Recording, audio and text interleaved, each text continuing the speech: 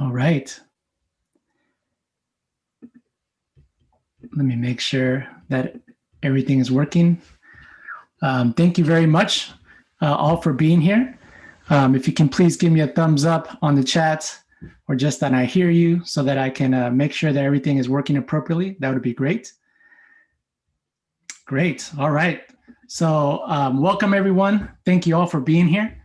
My name is Dr. Orlando Carrion, and I would like to welcome you to the Humanizing Pedagogy Speaker Series from the School of Education here at UC Davis. I would like to begin by acknowledging that we're standing on Patwin land. We give thanks to the Patwin people, who are the original inhabitants of this area, and to those who continue to reside here today.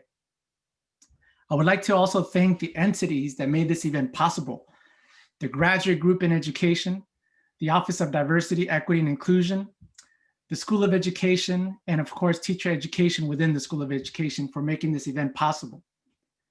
I would also like to give thanks to my multiple subject team who collectively helped to create this speaker series: my cousin Al Mendel, Dr. Nancy Singh, Dr. Susana Mayorga, our fierce team of supervisors, and also our incredible students who continue to push us to do better. So a few technical logistics before we get started. So for today's dialogue, we have at least over 500 folks that have registered. So in order to keep things uniform, we're gonna use the Q&A option below if you have questions for the panelists today. And if you'd like to add to the chat, we would like to use the chat to communicate any technical difficulties or to create community during this webinar. So we will follow also the principles of community established here at UC Davis closely to ensure that the chat follows the spirit of community. So the Humanizing Pedagogy Speaker Series comes at a crucial time. We are situated in a global pandemic due to COVID, and also a global racial pandemic that continues to cripple us. The Humanizing Speaker Series was born out of a desire to be part of the transformation. Like Paulo Freire, we believe that education is a central component of personal and social transformation. And as educators, we aim to create a space where we can dream, inspire, and build with each other to be part of that collective change. Before we introduce our amazing guests, our students are going to read off the vision statement that we have for the Humanizing Speaker Series to ground our dialogue and to remind us of our purpose for gathering. Following our students, Dean Lauren Lindstrom will say a few words. So Cassandra, Asma, Lindsay, Nairi, please go ahead and take it away.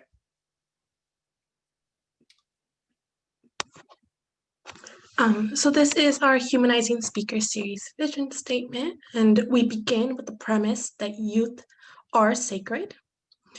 And our series aims to expand our capacity to create humanizing educational spaces with our educational partners, school communities, student teachers, and youth. Our goal is to create spaces of belonging where young people may thrive in the quest for personal and social transformation. Central to this aim requires a deep understanding of how society and education have not historically served the best interests of BIPOC and other oppressed communities. We are committed to justice and liberation for BIPOC, LGBTQ, multilingual students, students with disabilities, immigrant communities, economically and historically oppressed students. We are committed to walking in community toward justice, not as an end goal, but a continuous struggle toward liberation, dignity, and self-actualization. We are committed to acting from love, not for love. We are committed to walking with humility in a world that is constantly changing. We are committed to efforts of justice and liberation that supersede institutional norms of success. We are committed to working in community with educational partners in schools, universities, and the greater community who share the spirit of the Humanizing Pedagogy series. Together we may grow, reflect, and take action in the spirit of those that came before us and those that will come after us. May the purpose of our gathering be in service of our most precious resource, our youth. Thank you, and I will hand it over to Dean Lindstrom.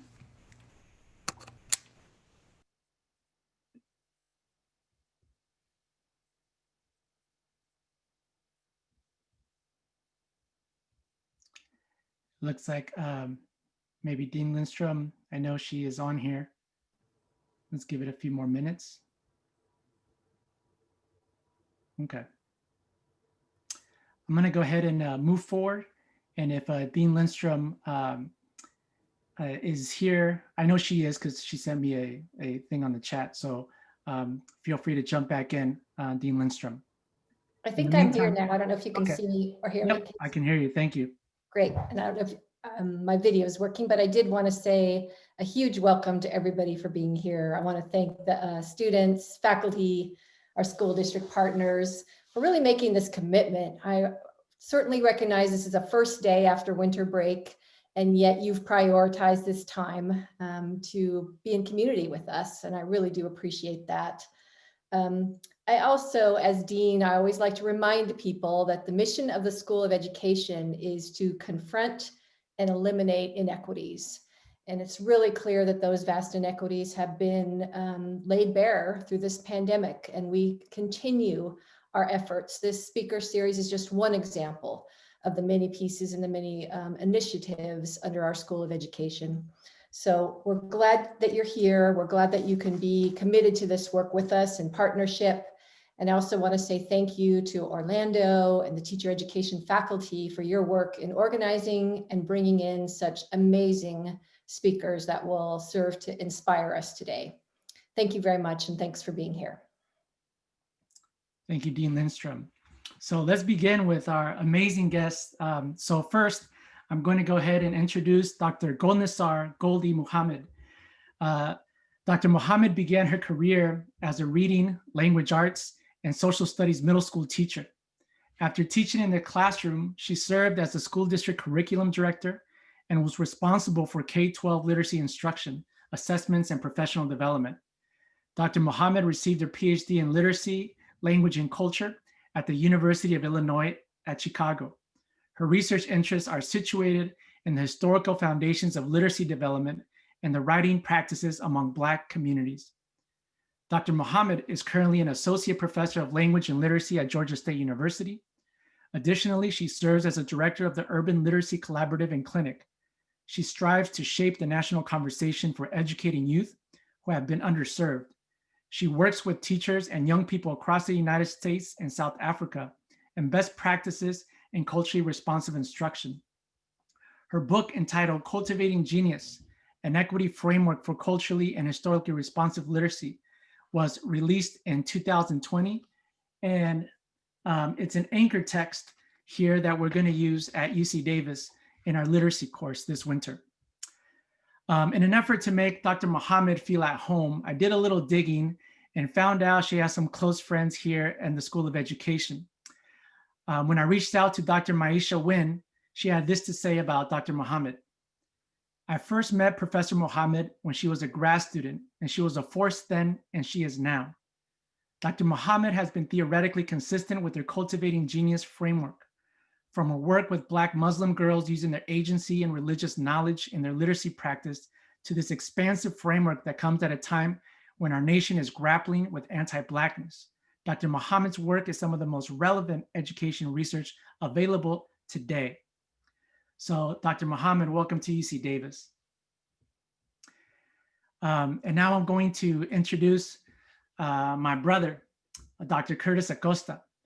Dr. Curtis Acosta was a high school teacher for nearly 20 years in Tucson, where he developed and taught Chicano, Chicana, Latino, Latina literature classes for the renowned Mexican American Studies program in the Tucson Unified School District. He is an award-winning educator who is named one of the top 10 Latinos to watch in US politics by the Huffington Post. Curtis was featured in the documentaries Precious Knowledge, which is also an anchor video here in our courses at UC Davis, and also Dolores. And his teaching also received profiles on The Daily Show with Jon Stewart, CNN, PBS, the New York Times, and the Los Angeles Times.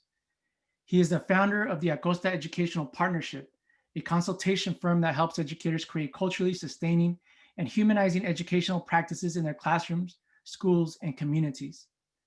Dr. Acosta is a proud distinguished alum of Willamette University in Salem, Oregon. He obtained his PhD in language, reading, and culture from the University of Arizona in Tucson. He is currently an assistant professor in teaching, learning, and social cultural studies and director of the Masters in Ed and Secondary Education at the University of Arizona. Now, when doing a little digging about his contributions, although I didn't need to, Dr. Christine Sleeter had this to say about Curtis Acosta. Dr. Curtis Acosta is foundational to the movement for ethnic studies. He's an outstanding teacher, facilitator, knowledgeable about working with youth, and he's one of the warmest human beings I've ever met. Curtis is a true revolutionary. And in Dr. Sleeter humor, she says, and the only revolutionary Bearcat I know. I cannot pass this opportunity to say a few words about my brother, Dr. Acosta. You know, it's not every day that you get to introduce some of your good friends. So I'm going to take a moment to do that. Dr. Acosta has been a friend, hermano, mentor, collaborator, and thought partner on a multitude of projects. I've seen him be a father, husband, organizer, teacher, consultant, youth advocate, and through example, he consistently reminds me that it's all one hat. His courage and resilience helped his collective win a state-sanctioned attack that closed down one of the most successful educational programs in the nation. Through their resilience, courage, and brilliance, they won. Their legislative victory is now used as precedent legislature when institutions of power act with racial animus against its people. He embodies the adage, they tried to bury us, but they didn't know we were seeds. Curtis, to you, your collective in Tucson, the youth in Tucson, and to your family, thank you for what you all did and continue to do for our youth. Dr. Acosta, Dr. Mohammed, welcome to UC Davis. So we're gonna go ahead and get started. We are gonna do this just like the way we do in teacher ed. You know, we have a certain aesthetic and style and things that we do, right? So we're gonna start off with an energizer, or what we call a hook. So we're gonna start with Dr. Goldie Mohammed. When and why did you decide to be an educator? Well, first I need to just say thank you, brother, for inviting me and having me on. The invitation was so beautiful. And to be in conversation with Dr. Acosta is such a treat and a delight for me, and I'm so grateful. So thank you to you and your team. I love that you shouted out your cousin. I want to shout out one of my cousins too, Hadia. Y'all don't know her, but you know, why not? I love the way you're disrupting. Okay, to your question. Why and when did I decide to be an educator? You know, I decided very early on in my life, like most people. I played teacher and I've been writing curriculum since I was a youth.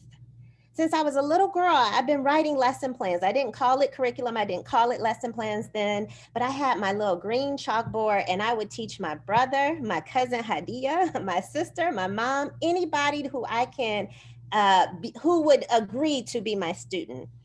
And I started to feel something when I was a child. I started to feel that energy of self-empowerment. I wanted to be a teacher because it gave me power and respect. And I love that feeling. It gave me self-empowerment, self-reliance. I'm like, I could do anything I want to if I can be a teacher. I can learn anything, because to teach, you have to learn. And I was becoming smarter about all sorts of things. And that knowledge really became power. And I found out early on that teaching gave me the pathway to set my own destiny. And that was like the greatest thing in the world. And I gotta tell you, I feel that way today. I probably train like on average 1,000 teachers a week. And every time I get so tired, but when I'm in it, it's like I'm a kid all over again. I have so much energy, and the response to them, the smiles, the light, the potential, I feel overjoyed all over again. And so it's my reminder every day of why I became a teacher and why I continue teaching. Thank you very much. Well, you're definitely in the right space here in teacher ed. I know everyone's heart is vibing off what you said. So thank you so much. Dr. Curtis Acosta. Well, I'm glad Dr. Muhammad went first because I was a little caught off guard by that the emotions that came from that introduction. So so thank you both for that. I also want to thank the Tohono O'odham Nation for allowing me to be a guest on their land, an uninvited guest on their land today here down in what's commonly known as Tucson, Arizona. And also our neighbors, the Pasquayaqui Nation, who are also a vibrant part of our community here in Tucson, Arizona. So I want to give a shout out to our original stewards of this land. And I want to thank you all. I want to thank you two again. I want to thank UC Davis for this opportunity. And I only wish we were doing it in person, so I could have an excuse to come back home as a Northern California kid. And maybe you can swing up to see my mom. It's been too long since I've been able to see my mom, and these times are tough on all of us, but let's all stay healthy out there and continue to take care of each other until we get these vaccines and we can keep moving forward the way we did before in community and in relation with one another. So I was really beautiful to hear what Dr. Muhammad said about your own, when you're a teacher, you have to learn, you have to be a learner too. And the idea, I love to learn. And my mom was a teacher, so I think I got messed up right away to be a teacher, much like Goldie, Dr. Muhammad is talking about, like, playing school.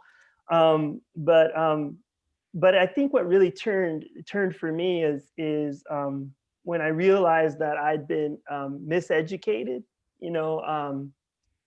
What really thrust me into wanting to do this as a career was as a corrective for, I think, the damage that I was feeling as a young man who was being, really forced assimilation. Like the idea of, I was being trained to disregard my Chicanismo, my Mexican heritage, and that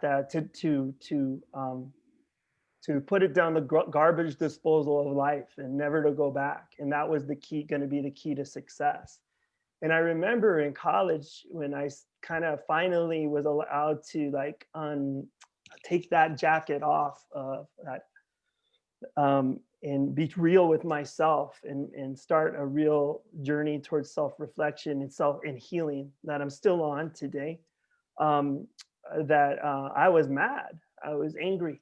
That I had felt that I had to undergo that, that I went through that. And it was interesting, I was still very personal. I hadn't done a broader analysis. I was still in the personal as I graduated from a university, and it came down here to Tucson. So from Salem, Oregon, where Willamette is, to Tucson. And I was actually thinking about being a sports broadcaster. So I was doing internships and stuff, and teaching was going to be a backup plan for that. And then I went inside the classroom, right, and it was over, right. That's when it's one thing to be in a class at the university and think about being a teacher. It's another thing to be with the youth, and that was over for me once I was there. I fell in love with that, the whole the vibe. It was actually the first time I'd ever been a majority in a classroom. It was as far as I self-identify as Chicano, even though I'm biracial. Was here in Tucson, and I was listening to how they were still speaking about the way, like what I had gone through, where they were trying to beat the Mexican out of me to a large degree. I mean, metaphorically, I know that happened to our antepasados, our ancestors, but in the veteranas and veteranos and the veteran exes that went through that type of schooling, in our history. But metaphorically, it happened to me. They're stripping my identity, like Dr. Valenzuela says, subtracting it from me, right? And I was like 22 years old, and I was like this, student teacher, and I'm like hearing colleagues, well, not colleagues. Colleagues are good people, co-workers, people that I worked near, talking with such a deficit lens, such a dehumanizing lens towards the young people. I was falling in love with being a teacher, falling in love with the exchange, the energy, and I couldn't see what they were seeing, thankfully. And it was, you know, I didn't have the words for it, and I'm not sure I was triggered, but I was upset. And so for me, it became a dual road of figuring, like, relearning who I am as a Chicano with the X, and then also wanting to be the best I could be for those young people simultaneously. And so healing personally, and then healing the school space. It became a political act at that moment. And then that's when I go, okay, then it's over. You know, forget all these other fantasies, whether they were like, you know, about, you know, driving fast cars and, you know, materialism and all this stuff that, you know, traditional American education has, you know, American exceptionalism drives us towards, capitalism y todo. And that I was able to release that and have a new community, a new vision. And that's my story to a large degree. Thank you, Dr. Curtis Acosta. We're going to go ahead and just jump into our next question. Similar to what we do in lesson planning, right? It's defining our terms. And so wanted to ask you about some of the terms that we constantly use in education. And this one's going to be, we can have Dr. Gholdy Muhammad start us first. Today, we're going to talk about anti-racism. We're going to talk about equity, justice, and liberation. These are big terms. Mm-hmm. And so let's take a moment to unpack these a little bit. What do these mean to you? Are there terms that are used in education that you would like to see phased out or reconceptualized? And are there terms that you would like to see take center stage? Yeah, you're right. These are big terms. You're like, today we're going to talk about anti-racism, equity, liberation, and we can add criticality to that. Mm-hmm. You know, when I think about equity, and when I work with schools and districts and teachers and my own pre-service teachers at Georgia State, we got to be on the same page, because your way of defining and conceptualizing equity may not be mine. I've worked with publishing companies who define equity as rigorous instruction. And then when the district called me and they're like, well, this doesn't feel like an equity curriculum they provided for us that we paid for. And I said, because you have different views of what equity is. You know, equity is, I draw on a lot of poetry and literature to figure out life. And I draw upon this poet. He was a 13th century poet in Persia. My dad is Iranian. I'm half Iranian and Persian. And this poem was written in 1258. 1258. And it says in so many words, humanity is like one body. And when one arm is afflicted, is oppressed, if one arm is hurt, harmed, marginalized, treated unfairly, oppressed, and your body, the other members of the body don't feel anything, then you don't deserve to be called human. Now I want you to think about that. That's really powerful. If your arm broke, if you had a broken arm, I've never had a limb broken, thankfully. But if your arm broke, your whole body would be in pain, right? But see, the problem is we have limbs of people who represent people in society, Black lives, Muslim, Latinx, LGBTQ, folks who are experiencing oppression, pain, hurt, and harm. And other people in the body are like, they good. They don't feel anything. And that is the definition of equity, is when you feel and when you act on that feeling. Anti-racism, all these things are a disruption, and it's some action involved in it. It's not just feeling it is wrong. That is important to feel, but to act also with your tongue, with your words, with your pens, but also with your hands, with your action. That is what anti-racism and equity is all about. It is disrupting everything, the land, the name of the towns, as Curtis said. It is disrupting curriculum, thoughts that we are having, what we see, we're questioning, we're seeking truth. That's how we start to move toward liberation. And the way I define liberation is becoming free from any type of oppression. Oppression is any type of hurt, pain, and harm. It can be mean mugging me because I'm Muslim, or it can be saying something or violently hurting my body. All of that is oppression. And we have to start being a little bit more bolder and forthright in these terms, especially as we think about teaching and teacher education. You know, I would love to see words. You asked like which words can be sort of like what was the word you used? Thrown out or stop being used. You know, the problem isn't the words. It's just that they've been co-opted and reconceptualized and trapped into smallness. Words like diversity, even inclusion, access, equity, these are great words. Diversity is a beautiful word. But see, some people have used these words to be so comfortable. I don't want to say anti-racism, anti-Blackness, but diversity I feel strong with. And they never deal with their racism, their sexism, their homophobic behavior. And so the problem isn't really the words, it's what people have done with the words. Even humanizing pedagogies. Isn't that beautiful when it rolls off your tongue? But do people really know what it means to be humane and humanizing?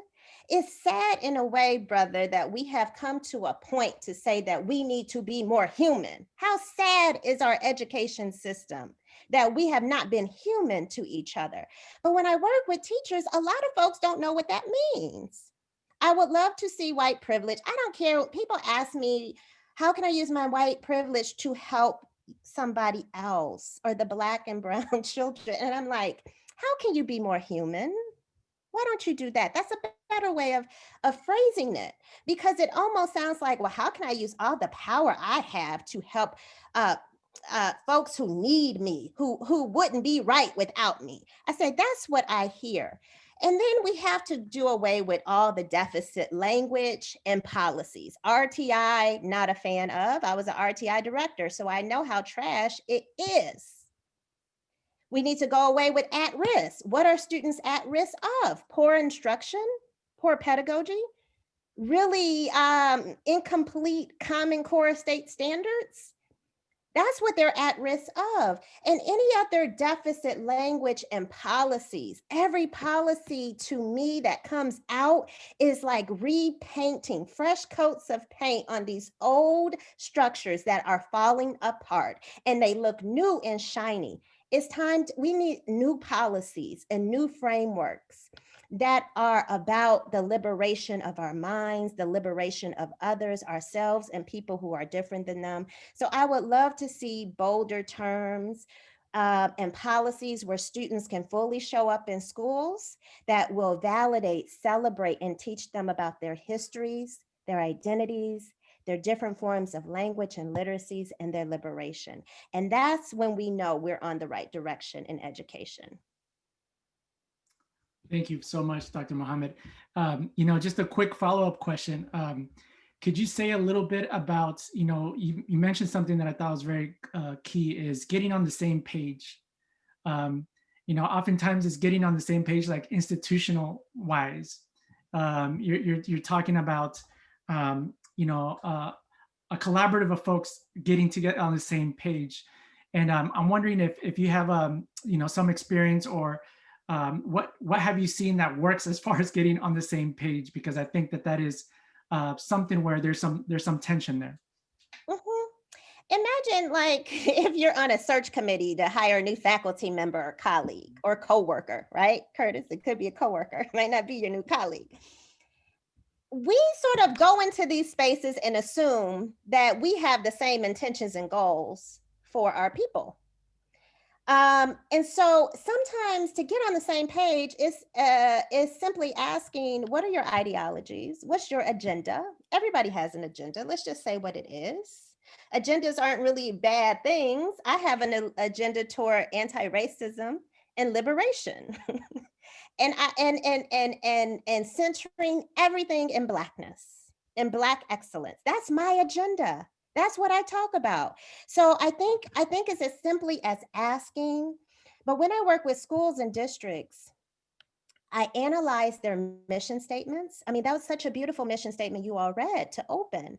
What is the language around liberation? And you can't talk about equity and then there's no language in your mission statement, in your handbooks, in your curriculum, and all these things. So that's important. But if you want to break it down of being on the same page, why don't we get a shared list of definitions? I mean, some districts I work with, we construct a list of definitions.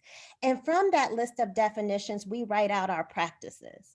I mean, that's like school districts and schools that need that extra support and step by step of what to do, because they've been so broken in terms of the system has been so broken that they weren't really educated along these lines. So you have to have these conversations, and then it has to show up in everything.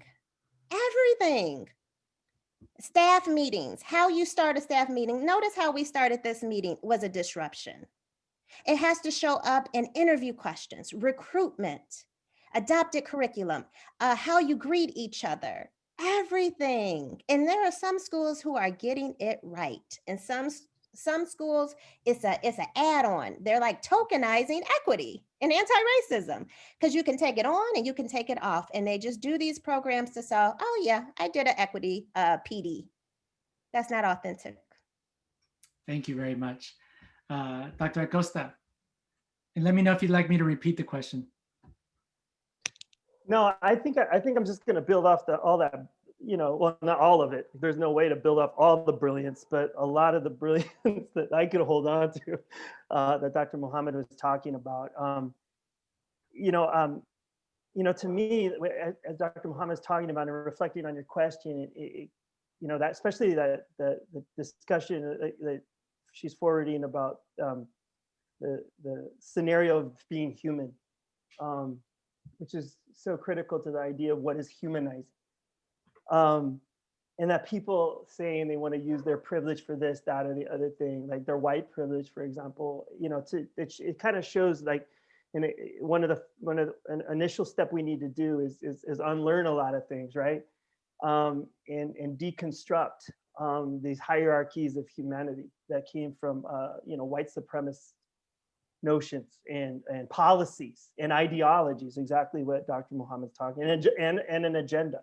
We're not bold enough. We haven't been bold enough, systemically, to talk about how this nation was built on the ideologies and agendas that were,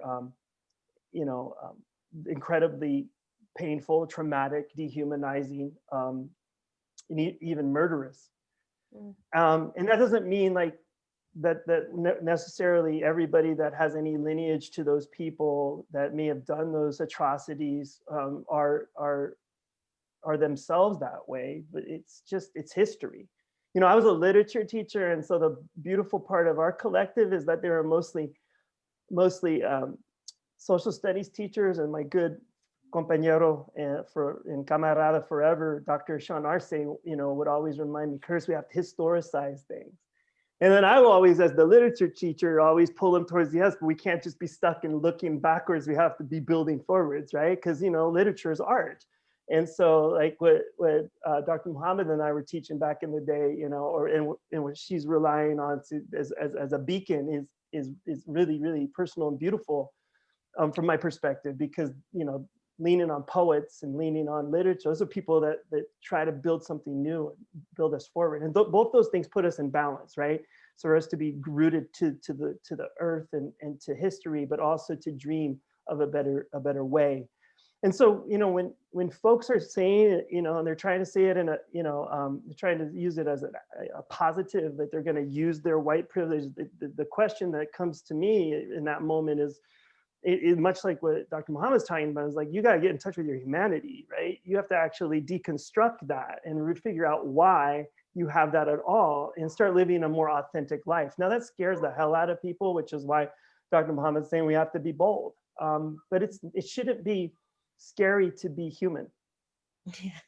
It shouldn't intimidate us to boldly say we want to be human, and if we know we have gotten inauthentic power, because of patriarchy, for example, as a man, or because we live in a heteronormative society, and I happen to be, a person that's heterosexual. It doesn't take much for me to have an analysis that says, no, I have to have authentic relationship with my humanity, which means that I have to actively work against those systems that give me this false power. And that means I have to be in relation to my sisters, the feministas out there that have pushed us. I need to get to know folks that I don't know, and the experiences that have pained them, in order for me to be in relation and understanding, and to broaden my ideology, to broaden my agenda, to be more humane, right? And so often, it's what Orlando, you and I talk about, like, as it's a in Lak'ech pedagogy, that idea of that we borrow from our Mayan heritage, right? Of, tú eres mi otro yo, you are my other me, but as a way of life, right? Not as just not as a beautiful part of a poem that Luis Valdez wrote, or as something cute we put up in our classrooms, but to actually live up to that standard of you are my other me, and that, that's beauty. That's the beauty of being human, right? And the beauty of some of these words that have been hijacked, right? Like diversity, right? Like in Lak'ech is an expansive term. It's not, when we think about the golden rule, often I've been thinking about those two things because they sound really similar. Like in Lak'ech sounds very similar to, treat others as you would want to be treated. I know I never get the golden rule quite right, but it's something to that degree. But that's making my projection of the world myself, right? In Lak'ech is like, you are my other me, the way you are now. So whatever spirit you are, whatever history you bring, with whatever cultura you have, whomever you love, all these things, right? You are me, and that expands me. And that makes me immediately, I should empathize. I could go back to the idea of, if you're hurt, you're a part of my body, because you are my other me, and I feel your pain. And so if we have all these things that, systemically, that we've created in education itself, that have, like, divorced us from our own humanity, that's where we need to put the attention, right? If I can't feel your pain, if I can't empathize, if I can't be in Lak'ech with you, if I can't, or what, there are other value systems out there, right, that are very similar to Lak'ech on all the continents, right? There's indigenous knowledges that we could use to guide us, then something's up with me that I have to look deep about and unlearn, and be ready to do so. Be bold enough to look inside, as well as the action that Dr. Mohammed, and I agree with her completely. Both things need to happen: the deep introspection, knowledge of self, and cultivating and development of self, but with that action piece to make the world a space where the traumas that come from a dehumanizing agenda or ideology becomes transformed. So I'll stop there for right now. I was just vibing off of what Dr. Muhammad was talking about. I could go on forever, but I don't want to take up all this air either. We can stay with this one question the whole time, but I'm going to move us forward so we can get to some of the other ones. So Curtis, I'll have you take this one on. First, teacher education is part of a larger educational ecosystem that includes the California Commission on Teacher Credentialing here in California, right? The university, school districts, communities, etc. So what is the role of the university in aligning this ecosystem toward an anti-racism and a social justice charge? This is a really hard one for me. I was really hoping I would go second. I know, I'm kind of happy you got it first. We can answer together. Unfortunately, I don't have a lot of fidelity towards our systems right now. I know, but I can say that while thanking UC Davis for giving us this opportunity. But it's true, like our institutions have to prove it to us, right? They have to start proving that they're about the same vision, and the same values that your beautiful vision statement today, that the students, they're young people to me, read earlier.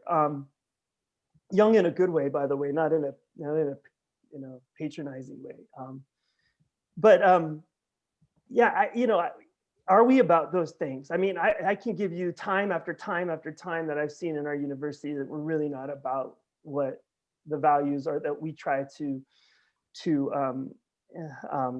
adhere to in the program that I'm blessed to be a part of, and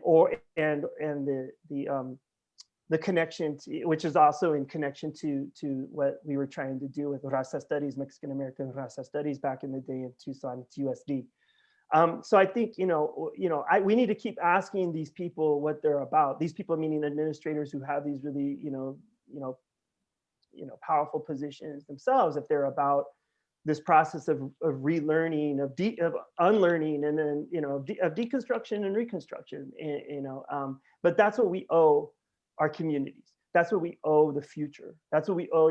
We often talk about the 7 generations, right? We're like honoring every day. You honor those 7 generations that came before you, and you should be working towards those 7 generations in the future. And we don't. Our universities don't work that way. They don't have that understanding, and a lot of it is because they haven't invested in and a lot of times the histories, they've alienated themselves from the people who have that knowledge, who have that value system, right, in their own communities, right, in their own spaces and places, right. Literally, the University of Arizona sits on Tohono O'odham land, the same O'odham land that I'm on, and I don't know if they've ever opened up, rigorously looked at, reflected on the actions that they've had in this community towards our indigenous folks here in Arizona, and also, the Mexican American community and the Latinx community, amongst others. So, that's what we owe. That's what we, and what better place to do it in the School of Education? I mean, there's probably a few other, colleges that need to be a part of that as well, but I just want to see some ferocity. I want to see some boldness. I want to see some fearlessness from people to say that they don't know things. Instead, I'm constantly being told that we got everything under control. What do we have under control? Like nothing, in my estimation, because we're not seeing on a day-to-day basis the type of relationships and connections and fluidity and uplift, that investing in each other. I don't see that at all. And so, we can, if it's about the budget line, then you're going to see that, then that's your values. But if it's about human connection, if it's about social, what Paulo Freire, asked us to do about, social transformation, personal social transformation, like the same as your statement, then I'm not seeing that. And so we need to be straight up with each other, keep it 100. So yeah, I'll stop because I'm flailing a little bit. That's beautiful. Thank you so much, Curtis. We might be okay with that. I think that was good. Awesome. And so maybe Dr. Mohammed, if you can add what Curtis said, I mean, we all experience that, these tensions of, having to do X, Y, and Z. What do you do to ground yourself when you are trying to figure out what is the right thing to do here? Can you give us some tools or just thoughts that you go through, processes that you go through to ground yourself, to remind yourself of what your allegiance is to? Personally, my allegiance is only to Islam. And if I'm doing right by my faith, I'm good in the world. And thankfully, Islam grounds itself in equity and liberation and anti-oppression. So let me say that.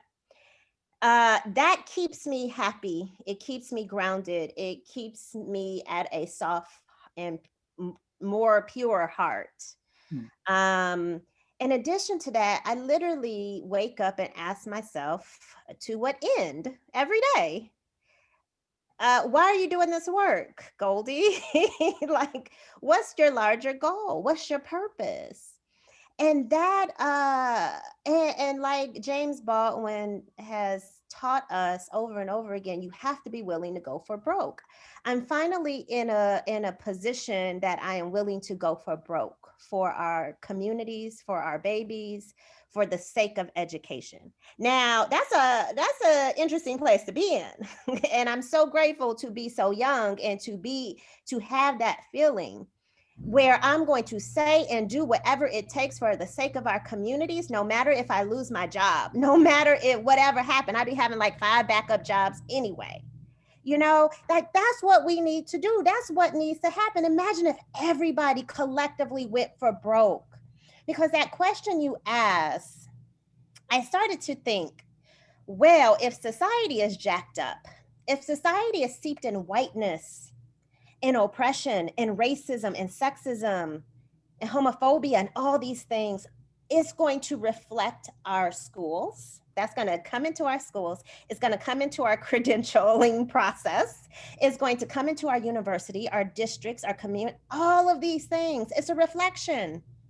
It's going to come into our teacher education. It already has, because most teacher education teach Vygotsky, Piaget, Maslow, and all these white male theorists.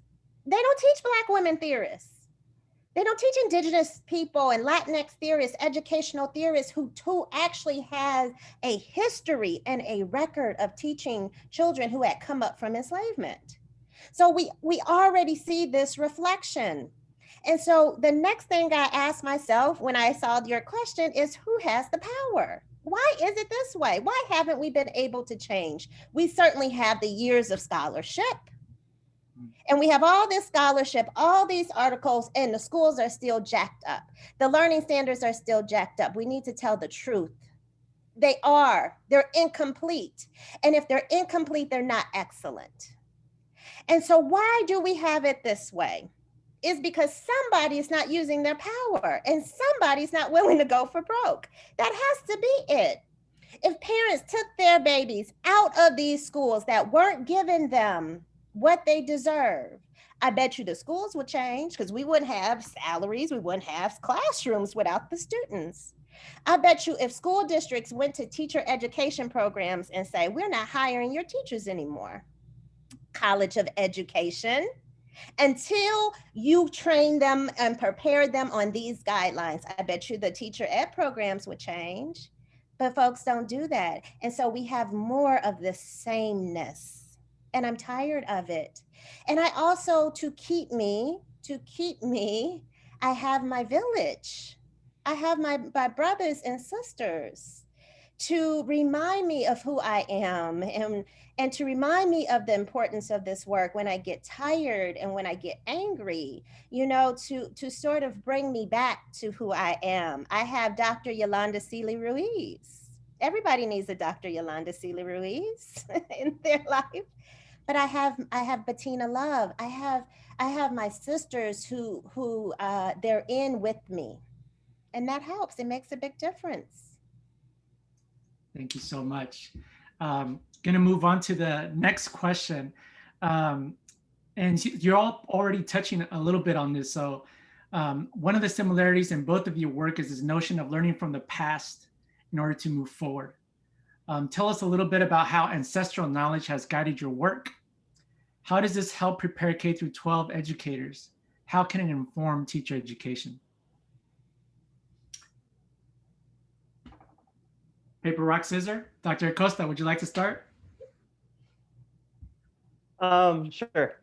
I was trying to desperately find this beautiful Gloria Anzaldúa quote about being that we're all theorists, and I couldn't find it, but it's out there, family. So go find it. But I was really, you know, that's beautiful about the idea. We have to rethink where we get our theory from. And so I get that kind of moves into what, you know, what your question is as well. Like, you know, who's, you know, we've for centuries now, we've exalted, you know, European, what was, you know, nicknamed Western civilization, which is just, you know, just listen to this language. It's nuts that we've normalized as the, you know,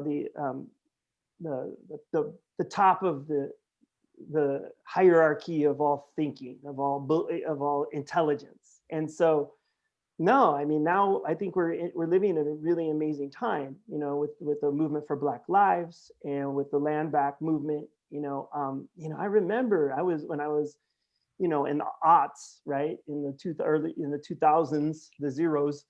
I remember, you know, my collective, you know, my teaching collective, right, like, and we could talk about white supremacy and in how it affected education in our collective out loud. But in mixed company, it was like, you know, we had to like whisper that stuff. And now, like, you know, here we are going on, you know, 15, almost 20 years later, and we're seeing movements that have called this, you know, that have, you know, put this, you know, basic fact in the center of the table for discussion. And I just want to tip my hat to those generations because they were so brave and bold to do that. And these movements are so inspiring, and they come from the idea that, you know, that is, you know, to use Dr. Muhammad's words, disruptive, right?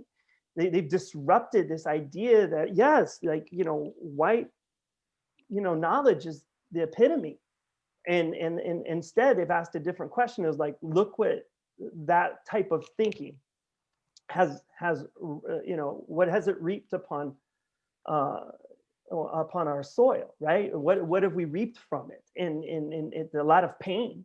That doesn't mean now that folks of European descent are not human or they're bad.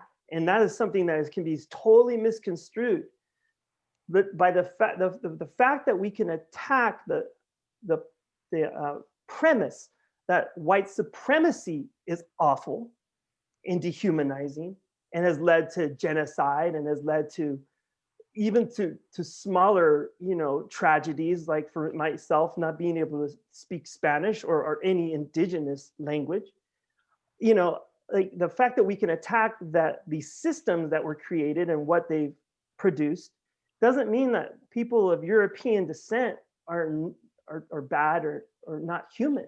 In fact, it says the other thing, that this system that has centered you and made you know, maybe made you think without real rigorous interrogation about your identity. Because I hear that from so many teachers of European American descent. I have no identity, I have no culture, and things like that. In my own family, where I share this heritage, right? My mom is of European descent, European American.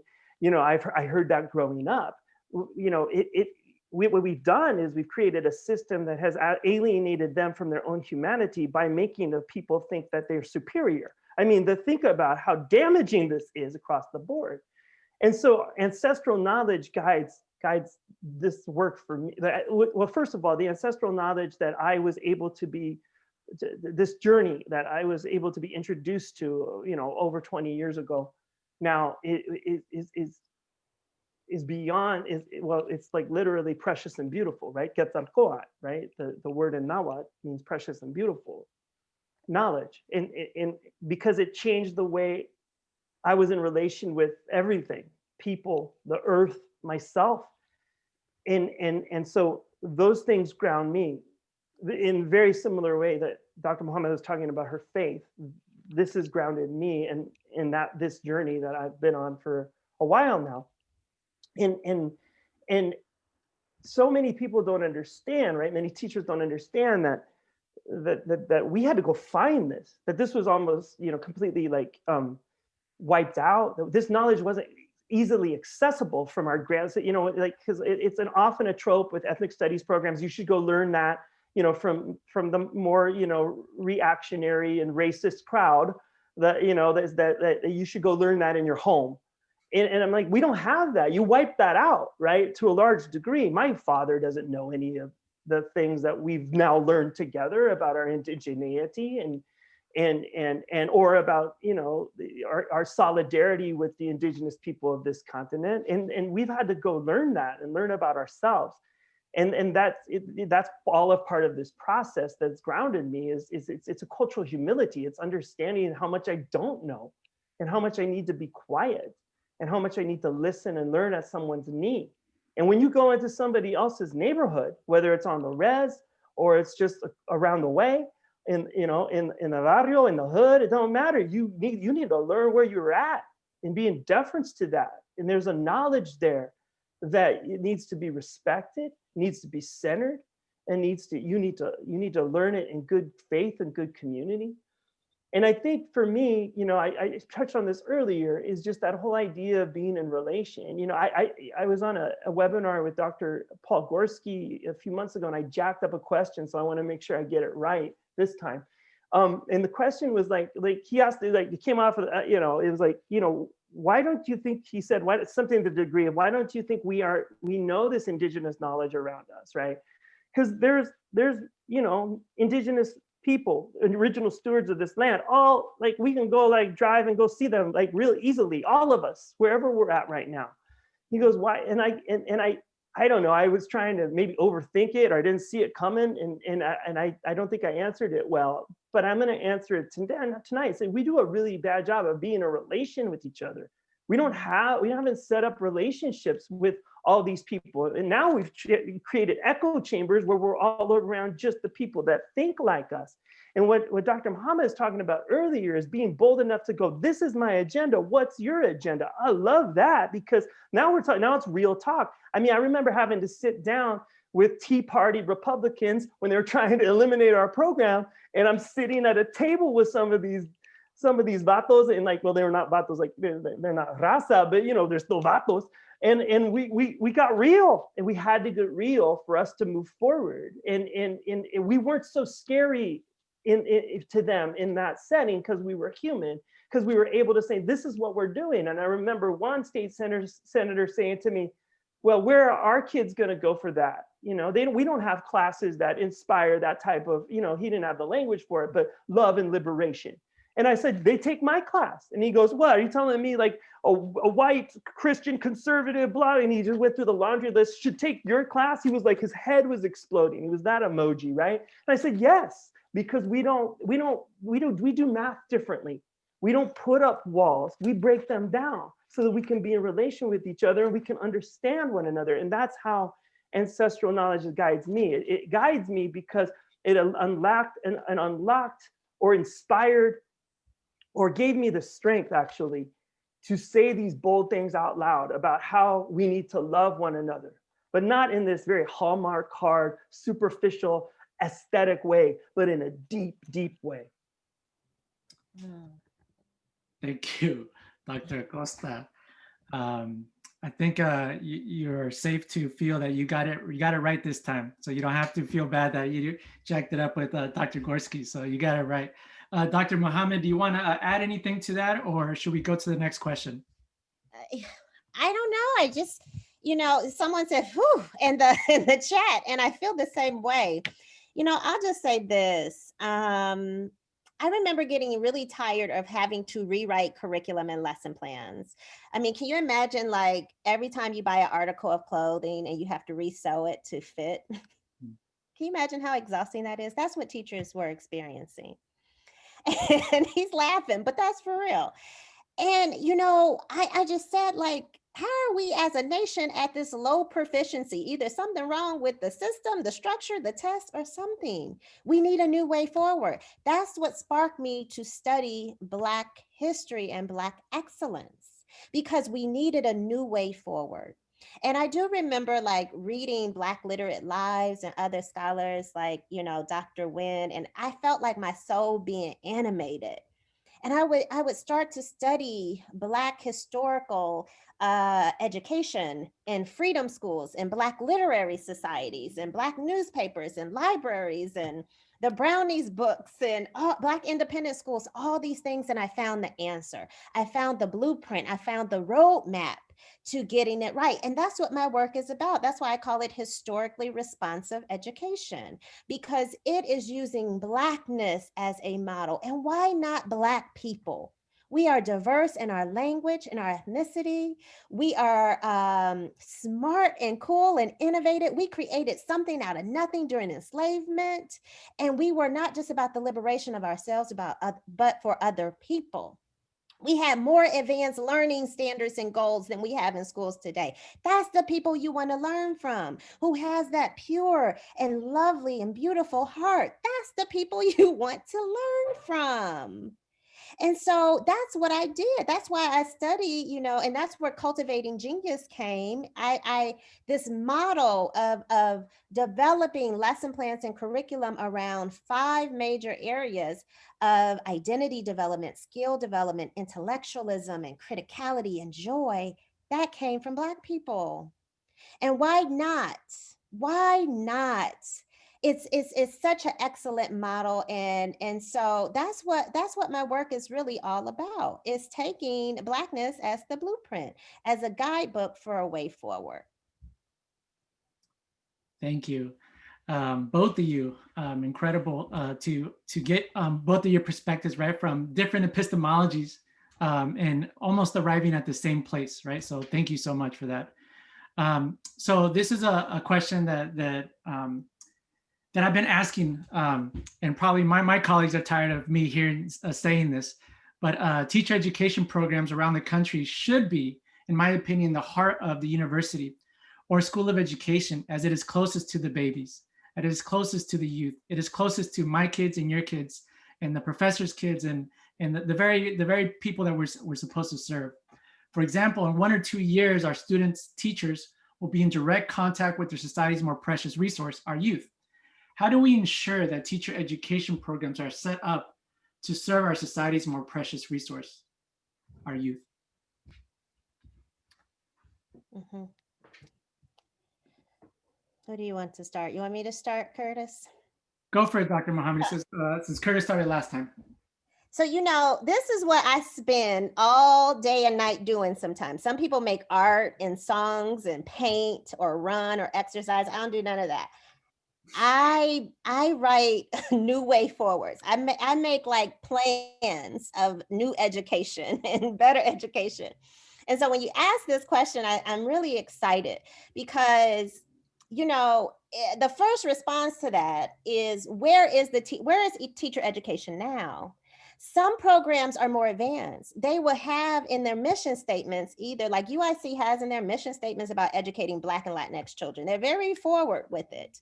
And some people have programs and course of study that is a little outdated. It's all the Vygotsky stuff. And we need to move. I mean, Vygotsky has its place in education, but we're not educating on a lot of theorists and educational scholars and teachers who can better inform our teacher education. And so I feel like if we're thinking about teacher education programs in a new way forward, new, not like fresh coats of paint on old structures. I'm talking for real. I would ground each program has to be grounded in literacy development. Literacy is everything. It's meaning making, it's reading, writing, speaking, thinking. Everybody needs to learn how to teach that and do that. If you're teaching mathematics, science, ELA, no matter what you're teaching. Everything has to be grounded in anti-racism, every single class. I'm tired of these diversity classes, these multicultural classes where everything is supposed to be there. That's very problematic. It has to be seeped into the fabric of everything that we do. We have to even change the guidelines of who gets to be a teacher. Because I personally believe that teaching should be reserved for the brightest and most conscious among us. Everybody don't get to be a teacher. I love you, but you may need to do something else. Now, if we take some art programs or music programs, you have to audition to get in. We can't just let anyone in who wants to be a teacher. Now, we also know programs are problematic, that we exclude a lot of teachers, future teachers of color. So we have to have better guidelines or who we let in. We will exclude some people of color and then include some very racist and problematic student teachers. I've seen it in Georgia. It's real. And so I want teachers to, teacher candidates to audition to get into programs. I want to see your lesson plan. I want interview questions that are seeped in anti-racism and consciousness and justice and liberation. Everybody don't get to be a teacher. And that's the same for programs that are preparing superintendents and principals as well.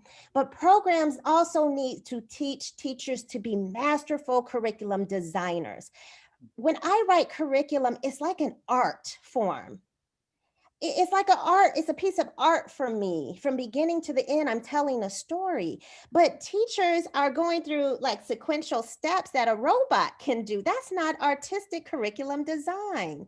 So we need courses on that. We need courses on what Yolanda Seeley Ruiz calls archaeology of self. We need a whole course where you can unpack your bias, your racism, your sexism, your homophobia that you were taught. We need courses on Black and Brown excellence.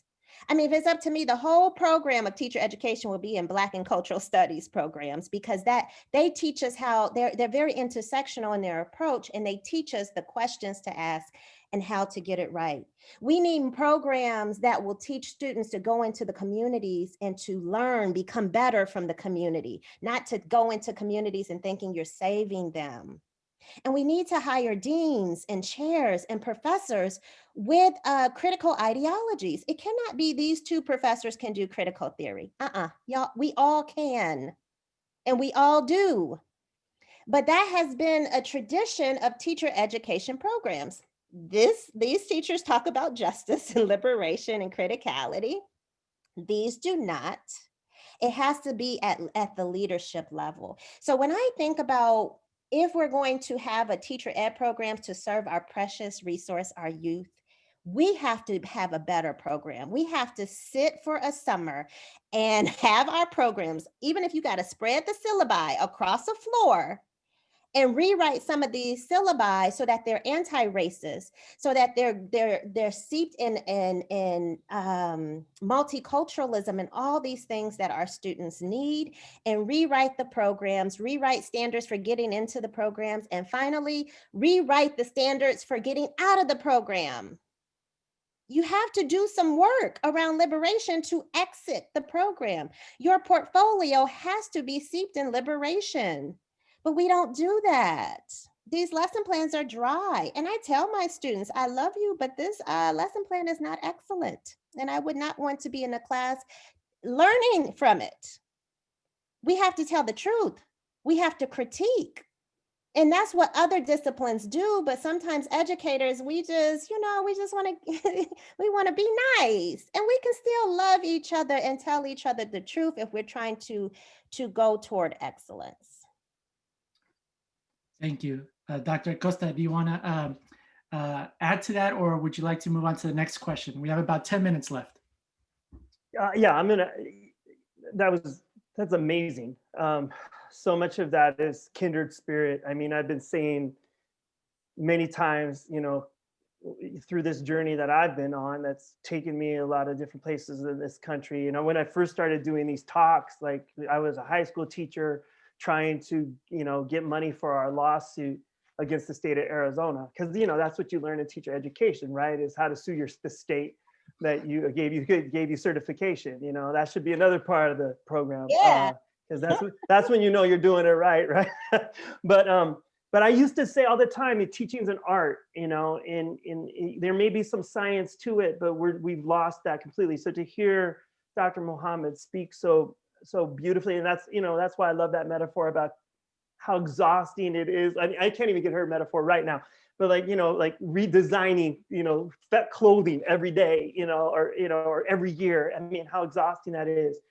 That's why I lost it. It's just so vivid, so beautiful, so poignant, so right on, as far as the beauty of what good teaching looks like, and the labor of what good teaching feels like.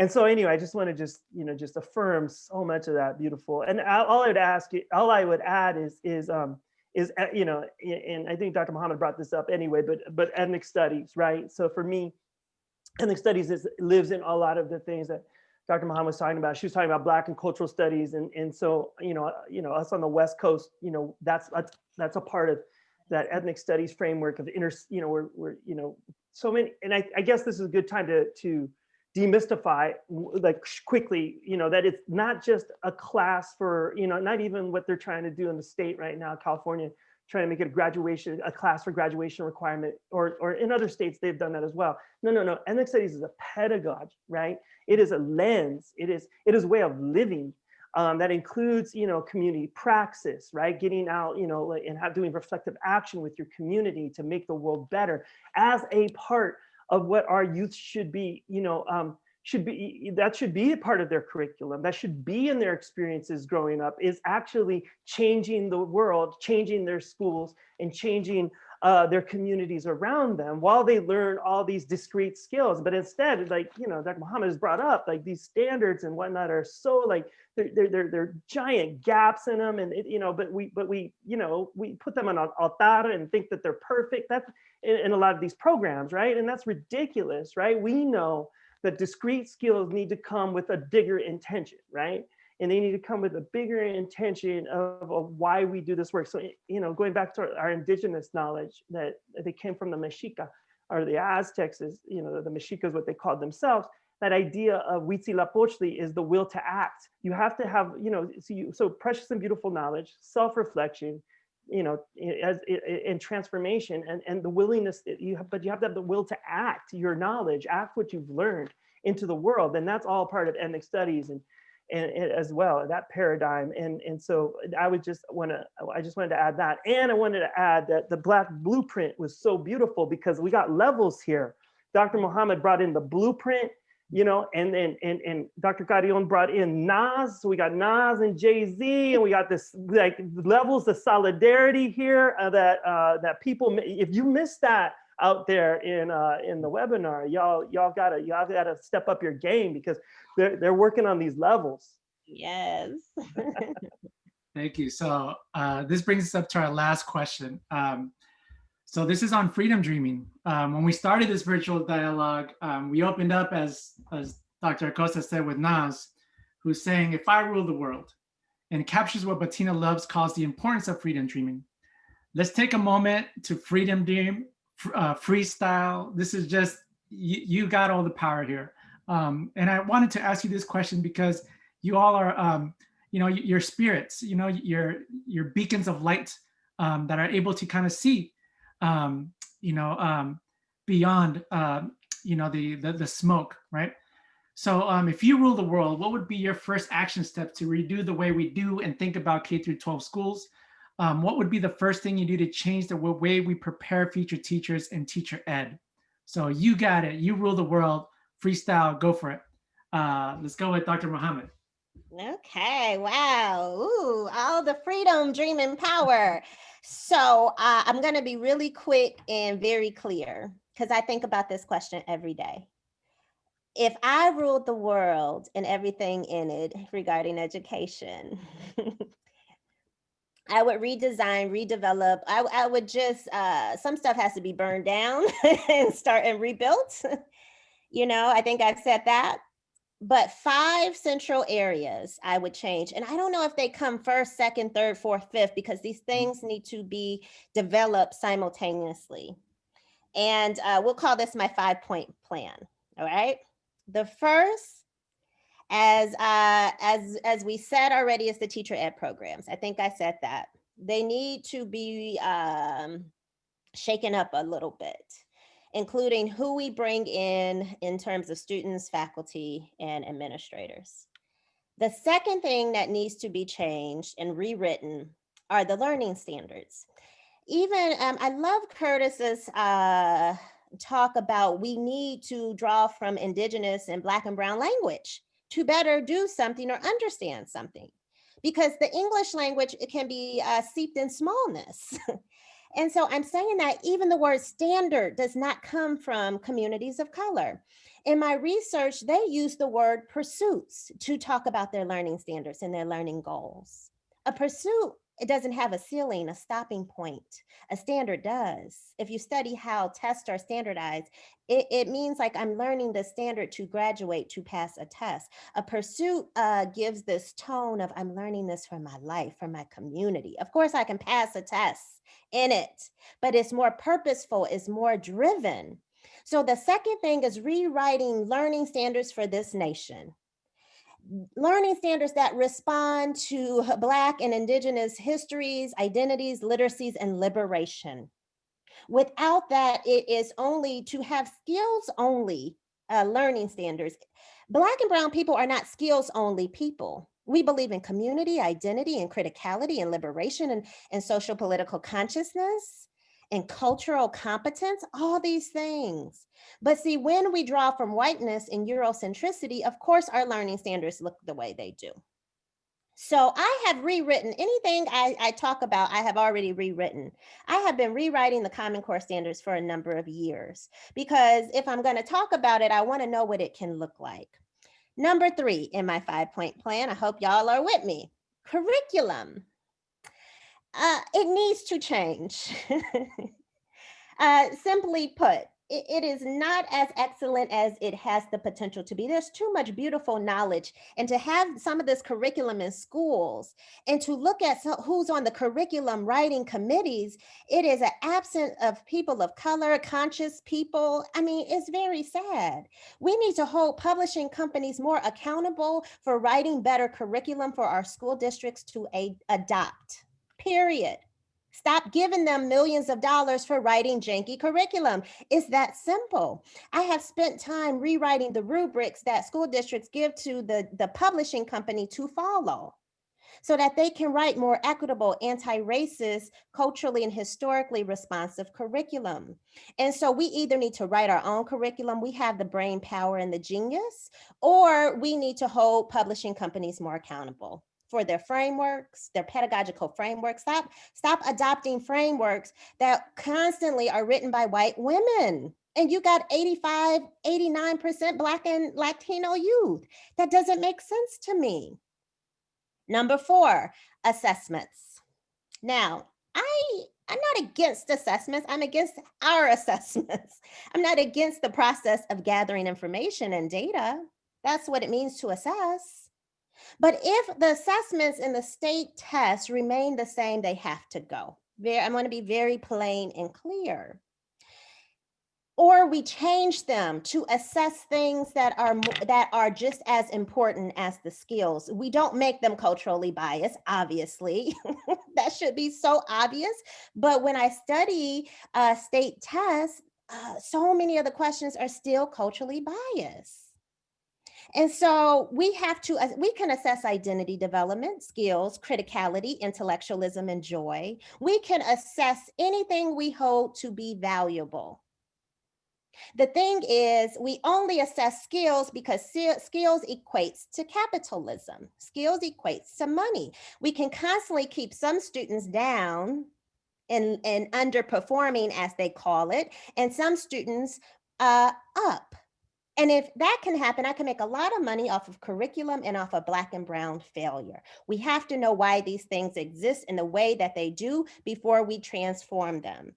Number 5, teacher recruitment, teacher interview protocol, and teacher evaluation. Many school districts like New York and Chicago, they have adopted the Charlotte Danielson's framework for teaching for their evaluation. Charlotte Danielson has not written a framework that allows the principal to evaluate a teacher on criticality or social political consciousness or anti-racism. It's 2021. Why not?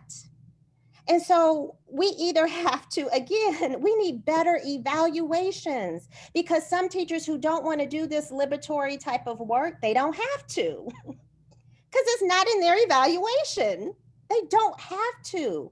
And so why are we getting mad when we haven't rewritten the structures and systemic things? They can keep their jobs without giving Black and brown students, and all students really, what they really deserve. They have kept their jobs and they know they can keep their jobs. Stop asking interview questions like, why do you want to be a teacher? Ask a question like, how would I see anti-racism show up in your mathematics 7th grade instruction? Show me, write a lesson plan on the spot. Have the students a part of it, and recruit the brightest and most conscious if you want the brightest and most conscious. And so parents and students need to be actively involved in all of those 5 areas. We do so much without students at the table, and shame on us for doing that. So that would be my freedom dream. That would be my blueprint. It would not be ahistorical. It would be reflective of Indigenous knowledge, ethnic studies, Black studies, all these things. And I feel that if we did that, and we can do it, we can do that like in a month. Do you know who we are? We can do that. The question is, when are our leaders in government going to do it? Because I didn't hear any talk about explicit goals of anti-racism in education. And so folks got to stop, as Curtis said, you got to stop living in fear. This is about the better humanity. This isn't a political agenda. This is a human one. Be more human. That's my freedom dream. That's humanizing pedagogies to me. Thank you. Thank you, Dr. Mohammed. Curtis Acosta, would you like to close us out? We were going to go to 5:30, but we're just going a little bit over. So after your question, we'll wrap up this webinar. Go for it, Curtis. I'll keep it quick. I'll add a new one that I didn't have in mind when I first read the question that you sent to us, which is I would somehow want to make Dr. Mohammed's like a real Secretary of Education with power, because I'm on board with everything that she just said. That was amazing. Many years. That's my dream. Many years. I don't know. Let's do it in a month. I mean, come on. I got one vote. My first reaction, besides that though, I don't want to say, but that's an and, was get rid of the carceral state in our schools, right? That's because good friend of mine, Dr. David Stovall and Dr. Bettina Love, people I really look up to, they amongst many others that do this work, talk about my own folks on the Education for Liberation Network board, like Dr. Erica Miners, Dr. Farima Pourcourchi. These are the people I look up to, that I'm so blessed to call friends and colleagues, and they're the ones that do this work deeply. And so, but they've taught me, so I just want to make sure, amongst others too. About this is a nexus, right? It's not a pipeline. It's not a school to prison pipeline. It's a nexus. And so if we're going to going to talk about humanity, then this idea, this carceral state, this prison-like environment that we have in our schools, they suffocate joy. They suffocate love. They're literally the poison that keeps us from finding our true genius and our true our power and our art, we are those people that Dr. Mohammed says we are. But what is this pesticides, right?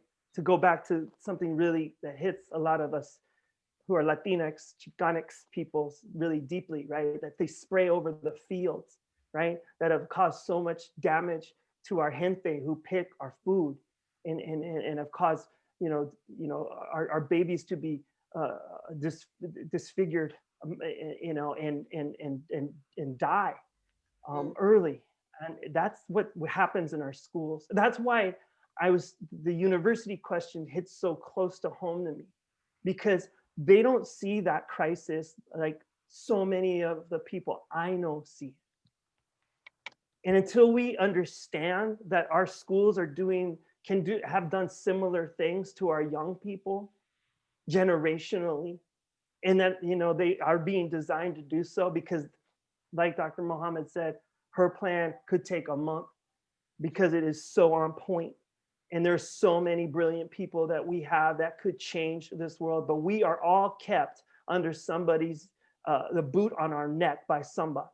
And until we find the solidarity amongst ourselves to demand humanity, joy, and love as the center of what we do in a critical way, criticality, as Dr. Mohammed says, then we're going to be stuck in this prison, whether it is a metaphorical one, whether it is one where we put all our Black and brown people, or is one where we currently call our education system. There are too many prisons in the United States of America that we need to be liberated from, for us to find our true greatness and for us to live with one another, liberation and joy. Mm-hmm. Thank you so much. Dr. Mohammed, Dr. Acosta. What a treat and unforgettable time this evening together. I knew bringing your two energies together would create this magnificent dialogue, right? And so you proved that true. So I just want to say that on behalf of our community here at UC Davis, on behalf of all the communities that are here with us today, we want to say to you, thank you for teaching us. Any last thoughts or last questions that you'd like to say before we wrap it up? I just want to say thank you. The participants and the attendees, y'all are so amazing and beautiful. And so I just want to say thank you for your service to education and for being with us today. Thank you. I'm grateful. Thank you for your vision, Orlando, of bringing this all together as well. And thank you, Curtis. I got a new brother. I'm so grateful for that. Igualmente, I feel the same way. Goldie, I can't wait for us to be in the same space, and thank you, everybody. It's really an honor. It's humbling to be with somebody so brilliant and to exchange ideas with them and to learn from them. And I'll just end this way, Orlando, I don't know if you don't mind. In la Kesh, tú eres mi otro yo. You are my other me. Si te hago daño a ti, if I do harm to you, me hago daño a mí mismo. I do harm to myself. Si te amo y respeto, if I love and respect you, me amo y respeto yo. I love and respect myself. Thank you, Luis Valdez, for those words. And thank you to our Mayan ancestors for that knowledge. Yes. Thank you so much. We'll end here with Nas. Enjoy the music. Thank you so much.